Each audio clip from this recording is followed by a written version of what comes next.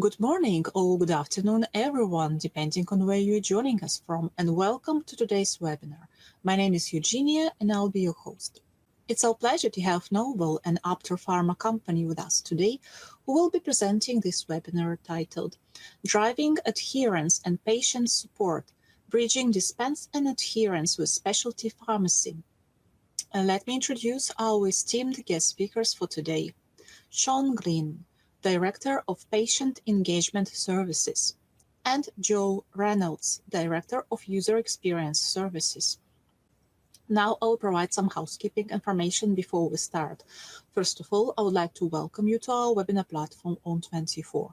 You'll notice that this webinar is browser-based. So if you disconnect for any reason, please just click on the link that you received via email to rejoin the session. During today's event, there will be plenty of time to ask questions to our speakers. You can do that via the questions widget.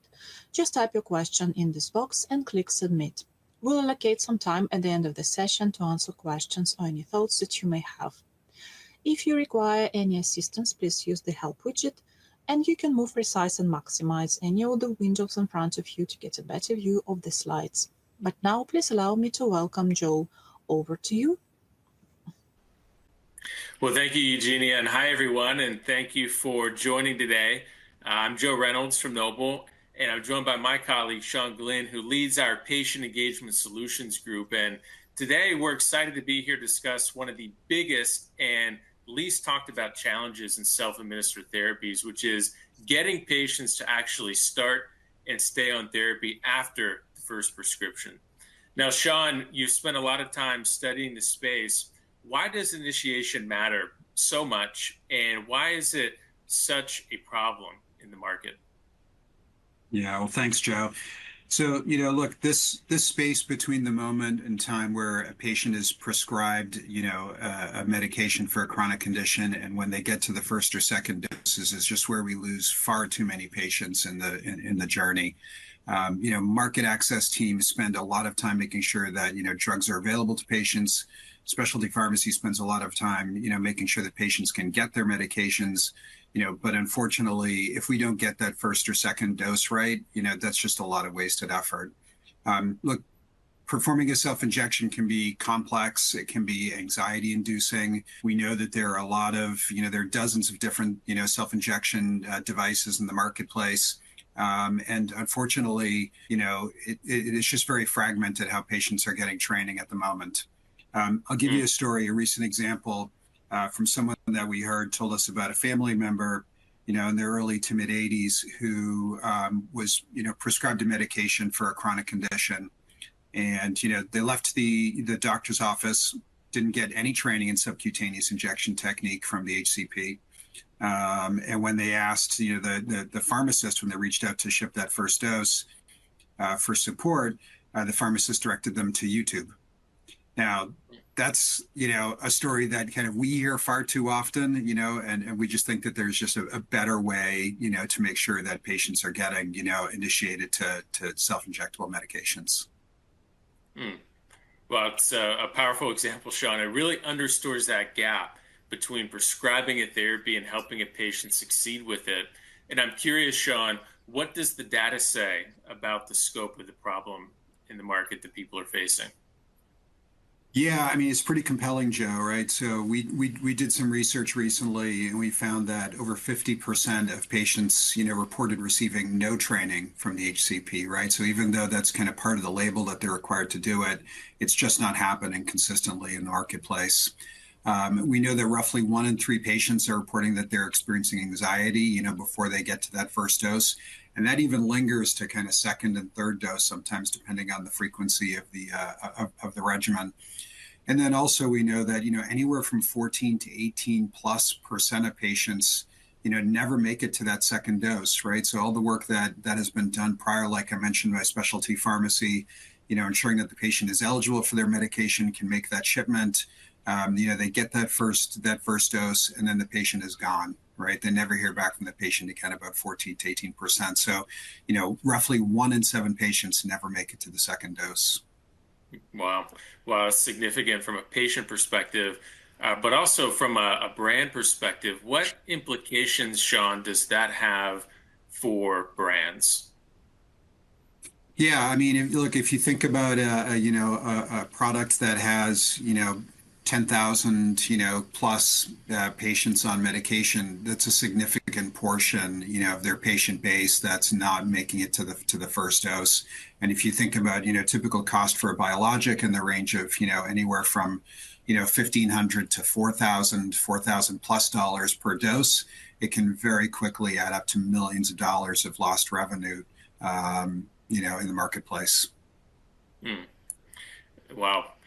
And Sean, you mentioned the specialty pharmacy. Where does the specialty pharmacy fit into all of this? They're often the last touch point before patient starts therapy. How do you see them fitting into this journey that patients are starting? Yeah, I mean, specialty pharmacy is just uniquely positioned to support patients, in this space. They're the last touch point, as you said, Joe, before medication goes out the door. Um, and very often, pharmacies are doing just continuous follow-up with patients, even after that medication goes out. But, if the patient just can't get past that first dose, then all of those adherence programs that specialty pharmacy has just don't kick in. So, we think the opportunity is to, enable specialty pharmacy, to just have a more improved patient onboarding experience that's scalable, and that can go out with that first dose. Mm-hmm. And that's a great segue to bring us to SureStartRx. Can you explain what Noble is doing in this area of patient engagement and what it is and how it works? Yeah, so the SureStartRx program that Noble has developed was just born out of a simple idea, right? Just kind of meet patients where they are at the time when they need it, right? So kind of a just-in-time approach, if you will. Each patient receives a training kit that mirrors the device that they're going to be using for their self-injection, whether it's an auto-injector or a pen or pre-filled syringe, on-body injector. That kit will also have an IFU. It'll also have an injection training mat, and also a QR code that'll link to other digital assets that the patient can access, whether those are things that are Q&A, a video that a patient can watch that's kind of developed by the brand, and then other assets as well that may be able to help the patient more long term. The program is grounded in behavioral change models, learning theory, et cetera. And from a data standpoint, the results have been really strong, right? So in the research that we've seen with clients, the first thing that we wanted to be able to demonstrate was that could we do this? Could we get a better onboarding experience delivered to patients through specialty pharmacy? And through the research, we're able to demonstrate that was able to happen. We could embed ourselves into specialty pharmacy, clinical workflow management processes, inventory, the onboarding experience, consenting, et cetera.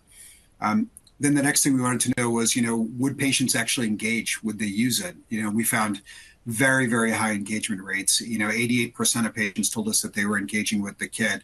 We've seen digital engagement rates that have been 4x what pharma partners have told us they receive for other patient-facing materials. And then we wanted to know, was it making a difference, right, for patients, right? So was it changing medication taking behavior? And we've got published research on this out now that's that demonstrates that patients are getting to that first dose sooner. They're more adherent in the second dose. Almost two more doses at 6 months, right? So we know that we're having, a critical impact at that moment of initiation for patients, and all of that is translating to a better patient experience, as well as better performance for the brand. Wow, that's impressive, and really provides real evidence that better onboarding can drive impact for patients through their engagement, but also measurable commercial outcomes for brands. Yeah, I mean, look, the results are very tangible, right? So fewer nurse calls, fewer impact to the pharmacy, less impact to the HCPs. It just opens up new revenue streams by offering value-added onboarding services. And the other part about this too, Joe, is when you think about it at scale, there's potential here for significant impact. There's millions of patients on self-injectable biologic therapies, even if just a small percent, say 10% of those, improve their onboarding experience and are able to, initiate and then adhere to and persist with their medications, that's tens of thousands of patients that are improved, and it becomes, ultimately, a multi-million-dollar revenue stream depending on the therapeutic area. So, Sean, this has been incredibly informative. Thanks for sharing that. If you had to summarize the message here for patients, for pharma, for specialty pharmacy leaders that are watching today, what would it be in terms of patient engagement at SureStartRx? Yeah. So, look, we can't leave more than half of patients to be, figuring this out on their own, right? I mean, we can't, and we know that with the direction that the data is pointing in here, 14 to 18% of patients are making it past the first dose, and we know that we can impact that space. That's something that we should be getting after, whether it's, pharma, specialty pharmacy, the HCPs, and as, a simple, remote training experience and onboarding experience for the patient that combines, a real kind of tangible asset that enables them to put a device in their hand that has no medication, no needle in it, but that 100% mimics the action of the, auto injector pen that they're using, and gives them access to digital assets that'll help them get started. That small little bit of support in that moment yields significant impact for patients, right? Very good. And I will now also just remind our audience that we'll have a live Q&A here at the end of the session. So go ahead and get your questions submitted here, and we're happy to walk through those. Now, Sean, another question I have here, we've talked a lot about implementation here at the pharmacy level, right? But when you zoom back, when is the right time to consider patient engagement for brands during the product development process? Yeah, I mean, Joe, we think it's early and often, right, is kind of the short answer, right? So, patient engagement begins with, early development, in the early, device selection, formulation development. It carries through to launch development and, ultimately developing an experience that is going to enable patients to start sooner and stay longer. Very good. And, thank you, Sean, and thank you everyone for joining us today. We'll take a few questions here that were submitted from the audience. And the first question here, Sean, is how do you measure the impact of SureStartRx beyond engagement metrics alone? Yeah, as objectively as we possibly can, Joe. We're ultimately looking at, dose shipment data from specialty pharmacies, right, to see are we having that impact that we talked about earlier, getting patients to start sooner and stay longer, right? So what is that speed to enabling the patient to have that first fill, second fill, third fill, et cetera, in addition to the engagement metrics that we're seeing. But, we want to know, are we having that impact where the patient needs it, which is over those first few doses. Very good. And you mentioned the specialty pharmacy and some of the operational complexities there.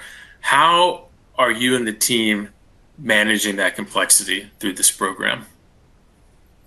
Yeah, so we're out in front of this, working with specialty pharmacies. Before we bring a drug product into a particular specialty pharmacy, we're working with most of the top specialty pharmacies already to make sure that we can embed into their inventory systems, their clinical workflow management, how they onboard patients into these programs. So, in many cases, we're kind of already there with some of the big specialty pharmacies ready to implement.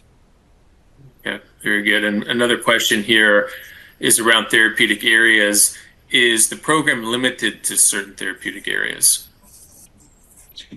No, not at all. I mean, we're doing programs across respiratory, derm, endo, certainly in the GLP-1 place. Our belief is that anywhere where a patient is self-administering a medication, there's a need for proper onboarding. Very good. Well, thank you, Sean, and thank you to all of our participants and questions today. Eugenia, I'll hand it back over to you. Thank you very much. And just a reminder that you can still send any questions while watching on demand. All questions will be answered at a later date. I would like to thank our speakers for what was a great presentation and Noble for sponsoring this session. To the attendees, you'll receive an email telling you how you can access the on-demand version of this webinar. Alternatively, you can access it through our website, which is pmi-live.com. We look forward to sharing further webinars with you, so please do keep an eye on the website just mentioned. Thank you once again, and I hope you all have a nice day.